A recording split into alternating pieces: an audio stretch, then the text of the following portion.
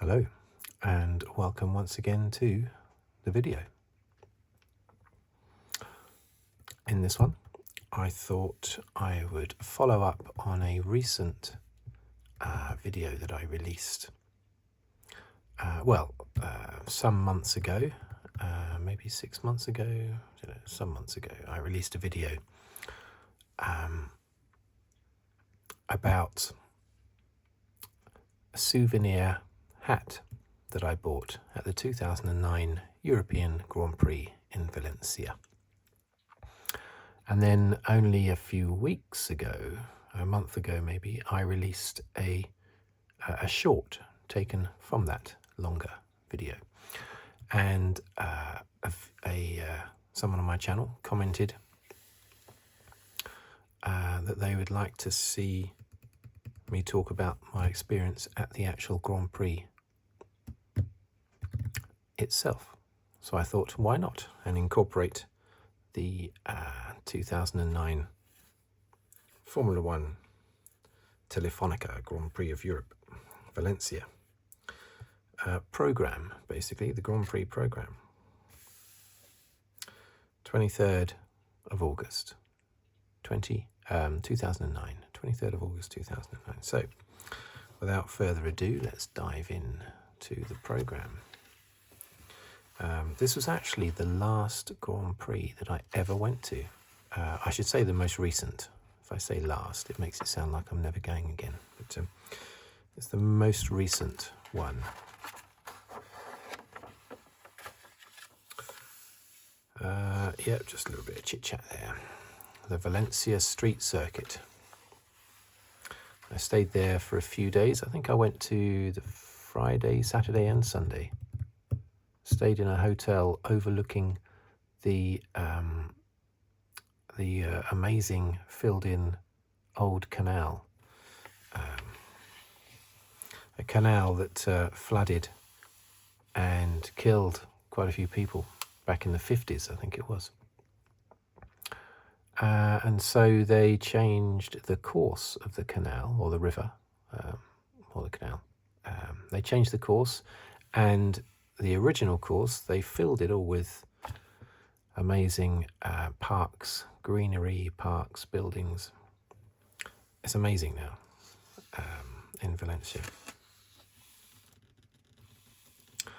And we were in a hotel just overlooking that old original course of the river or canal. I'll say river, maybe.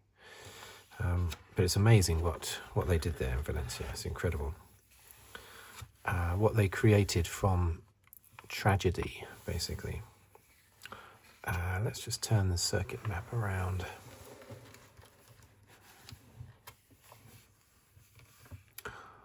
Is that in focus? Who knows? As ever, I like to think it is. Yeah, so where were we? I can't remember now. 16 years ago.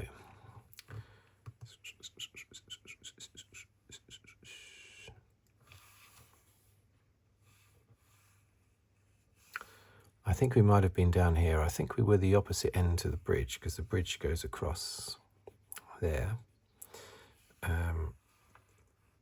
I think we might have been in these grandstands just there.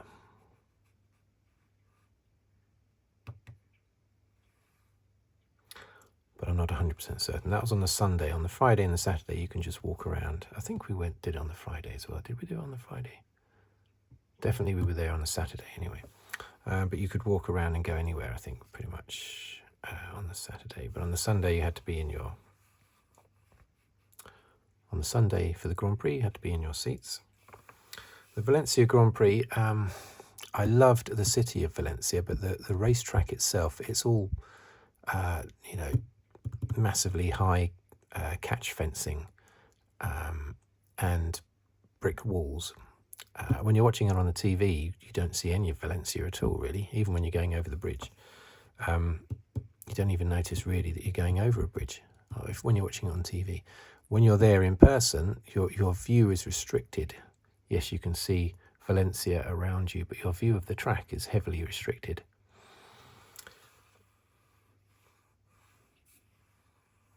I remember being at the end of a long squiggly straight at one point, I think on Saturday, and you could see the cars for quite a long distance.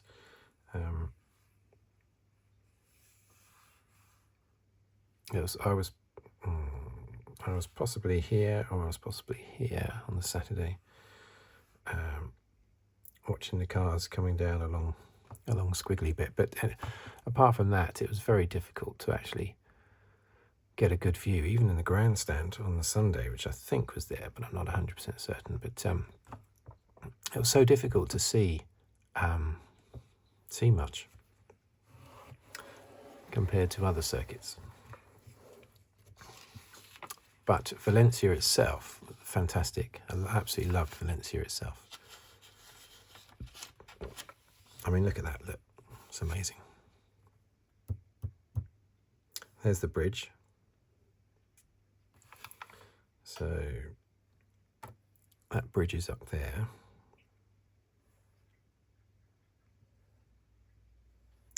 This is all part of the circuit.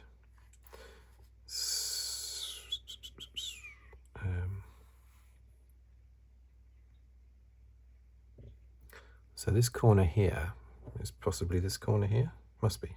Yeah, because there's the old jetty thing. So yeah, that's right left there. Is that right left there? Marvellous stuff, eh?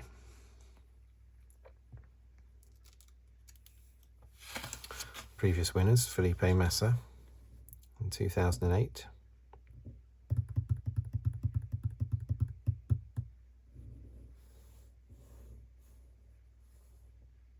Beat Hamilton, his championship rival that year, by 5 seconds.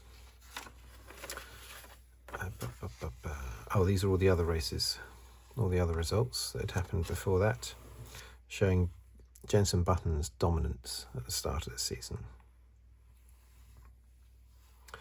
where he won 5 of the opening 6 races, but didn't win any more. Oh, no, he did win a 6th one, didn't he? Where was his 6th? 1, 2, 3, 4, 5, 6. Sorry, 6, yeah. So he won 6 of the first 7 races. Championship done, really. But he didn't win any more, and Vettel and the Red Bull came back. It was the start of Red Bull's dominance, really, halfway through 2009. And Red Bull came bouncing back with Vettel and Webber.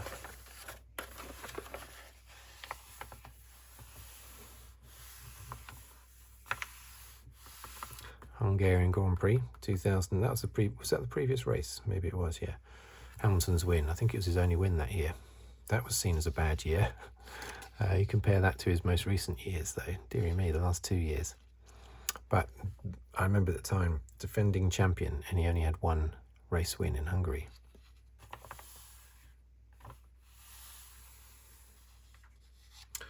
Do you know what's interesting about that Hungarian Grand Prix? Is I watched that Hungarian Grand Prix when I was on holiday in Lanzarote, and on the same day, I think it's on the same day, I took the photo that is now my profile photo on YouTube. So that's quite an old photo. However, I do look pretty much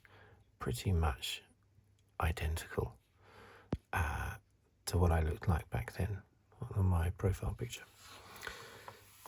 I've never changed my profile picture since putting it on YouTube. I like to keep the same profile image all the time to avoid confusion if you're chopping and changing. A bit like helmets in Formula 1. I think drivers should keep the same helmet. Martin Brundle always did. He's a firm believer you keep the same helmet all the time. Damon Hill kept the same helmet, which was actually his dad's design. But yeah, so many of these drivers, Vettel, chopping and changing all the time. Hamilton as well, although he's been quite consistent with the yellow of late. I hope he sticks with the yellow to the end of his career now, however soon that will be.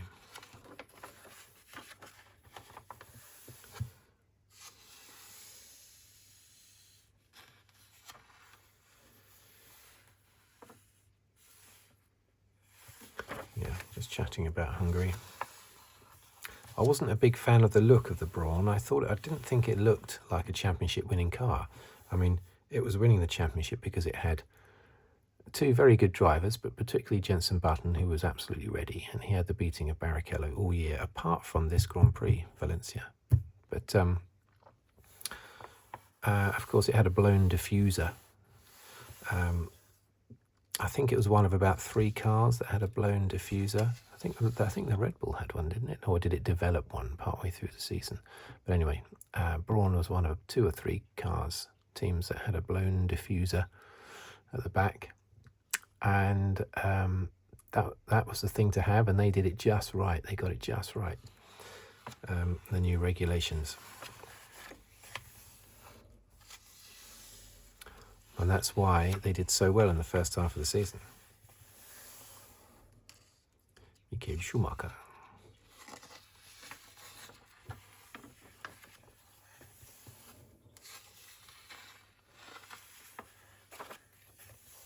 So I'm just going to flick through. There's a lot of pages here.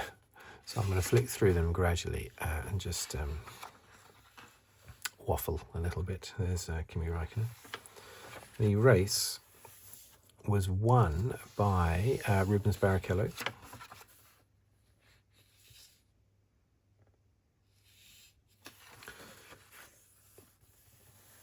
This is the championship position going into the race. Jenson Button was on 70 points. Mark Webber 51.5. Sebastian Vettel 47. Rubens Barrichello 44.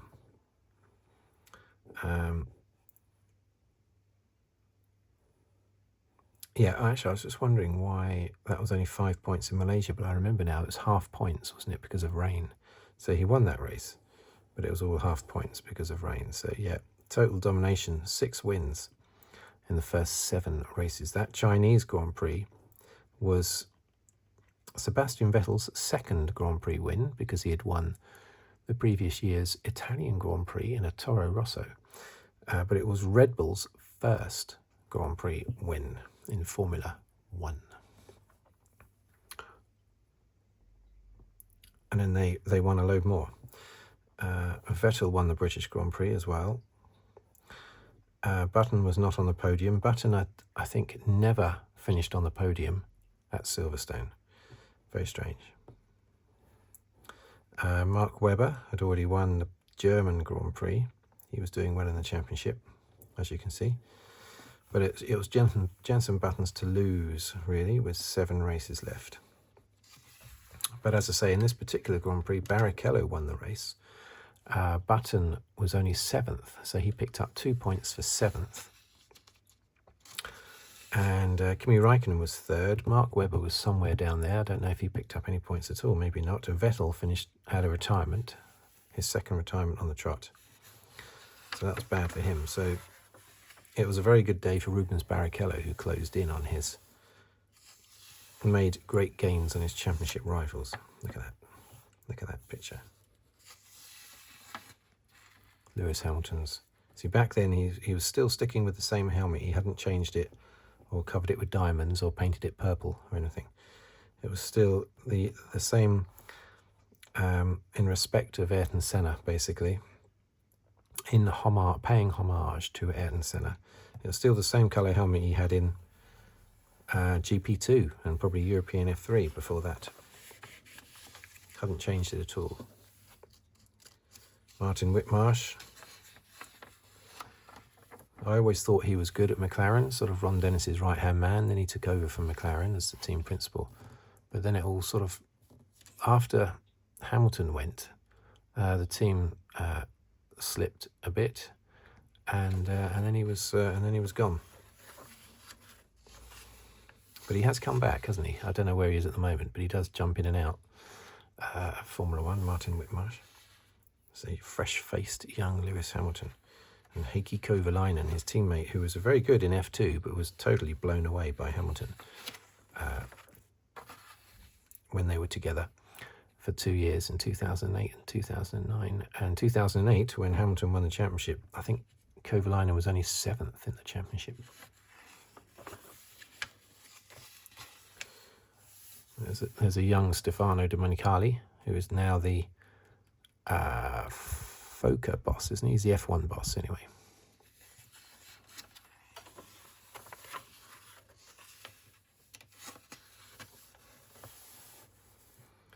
Yeah, Luca Badoa. Hang on a minute, he wasn't the didn't he just cover for a bit? Who was the other the main Ferrari driver in 2009? It was still Felipe Massa, wasn't it? But Badoa covered. Is that right? Maybe at this time Badoa was the one that was racing, not Massa. Let's have a look. Had Massa had his accident at this point? I thought he had his accident in 2010. Maybe it was 2009.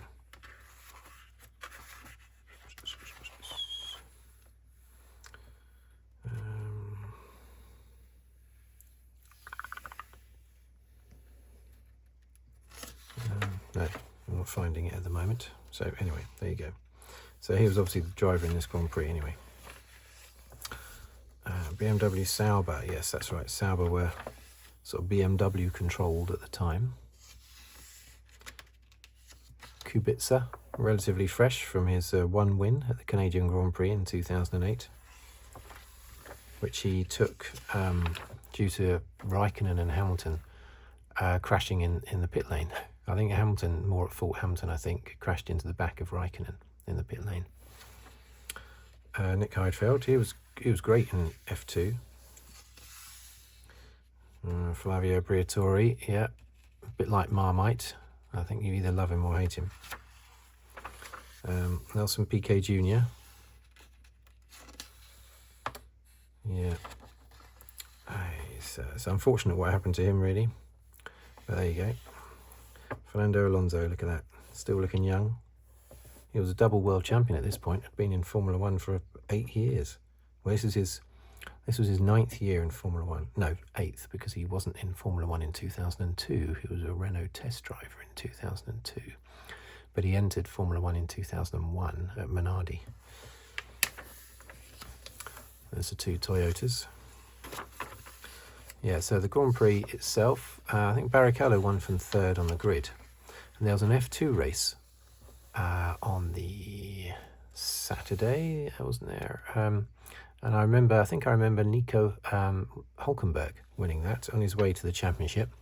Nico Hulkenberg won the F2 race with, I think, Vitaly Petrov in 2nd place. Trulli and Glock. Glock, who was a competitor of Lewis Hamilton's in F2 and was ridiculously attacked and blamed for Hamilton getting past him at the end in Brazil in 2008 to win the F1 championship.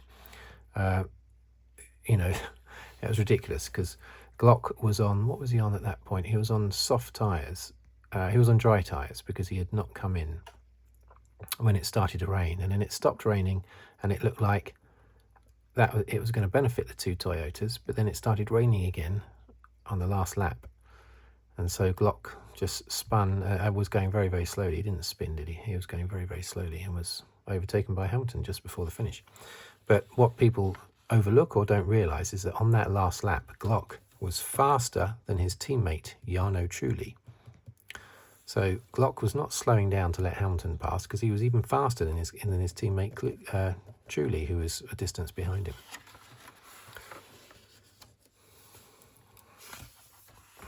Toro Rosso. Cool. He's looking young, look at that. Christian Horner. Just as defensive about Vettel's driving as he always was about Max's driving. But as Horner always said, he did admit to it. He used to say, look, my job is to do whatever my employers, whatever benefits my employers, basically. So for him to often talk a load of nonsense when defending Max or Seb was just doing what his paymasters would want him to do. So he was a good employee.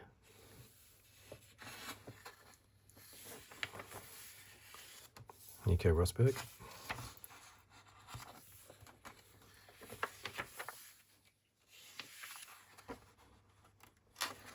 Williams driver at the time, Kazuki Nakajima. Now, was he the son of, maybe not, of Satoru Nakajima from the 80s?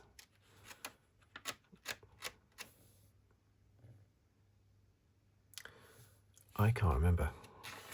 Anyway, he's about the right age to be Satoru Nakajima's son. Satoru Nakajima was Ayrton Senna's teammate in 1987 at Lotus, and Senna sort of virtually lapped him in every single race. It was more one-sided than I've ever seen any two teammates ever in Formula One. Senna and Nakajima in '87. Force India. Now, let's work this out. What is the current Force India team? Oh, actually, I shouldn't have tried this, should I? Because I'm going to struggle now. What is the current Force India team? It's not Mercedes, because Mercedes are what was Tyrrell back in the 70s and 80s and into the 90s.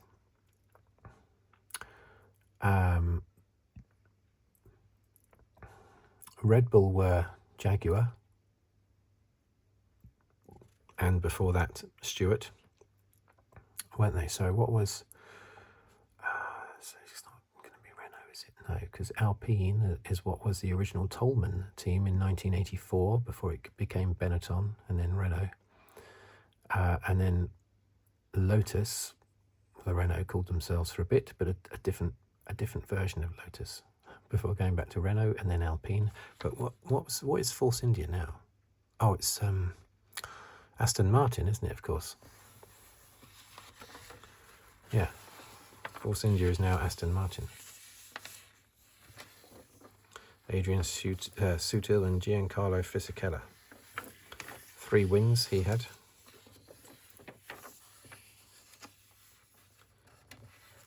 Going into this race, Barrichello had more wins in his career than Button.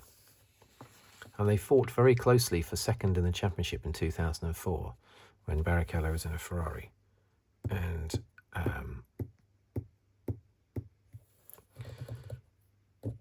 what's his face? Jenson Button was in the same team, but it was called BAR.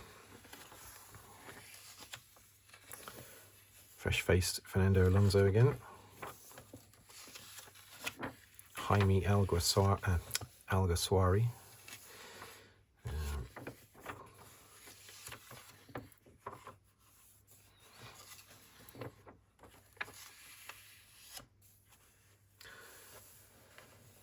I look at that and I immediately think James Hunt, but not necessarily. It's, of course, Gilles Villeneuve. But I looked at it and I immediately think it's James Hunt in the mid-70s in a McLaren.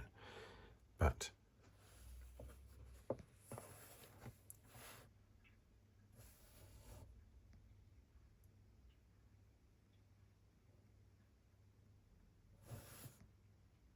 (1977). I didn't realise Gilles Villeneuve was in a McLaren in 1977. What's all that about? I'll have to look that up.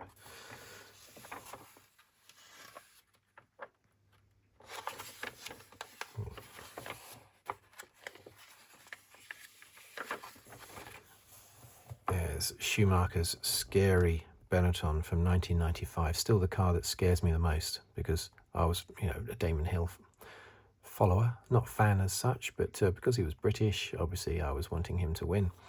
Schumacher was so dominant, the Verstappen of his day, basically. Even more so, I think. And I always thought the front of the car looked like, if you look at its headways on it, looked like the nose of a great white shark, which made it look very scary when it was coming towards you. The Benetton Renault of 1995. How long is this video? That's quite long.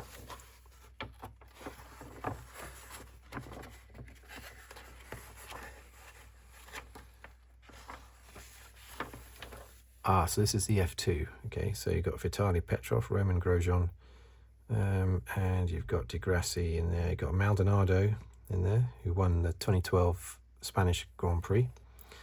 You've got Hulkenberg, Perez is in there, Kobayashi, Chandok, look, Karun Chandok, now an F1 pundit, of course, on Sky. Yeah, so there you go. Right, you can always tell when you're getting to the rear of the program, because the cars suddenly become tin top cars. That's an advert, but tin top racing cars, Porsche Super Cup, things like that. Okay. Oh, is that Carlos Reutemann? It is, with Gordon Murray, car designer mostly for Brabham, maybe only for Brabham, can't remember. Gordon Murray, and that's Carlos Reutemann. Nearly won the 1981 World Championship. Went into the last round leading the championship, lost it to Piquet by 1 or 2 points. Nigel Mansell, 1992 Formula One World Champion. That's the list of all the champions there, up to 2008.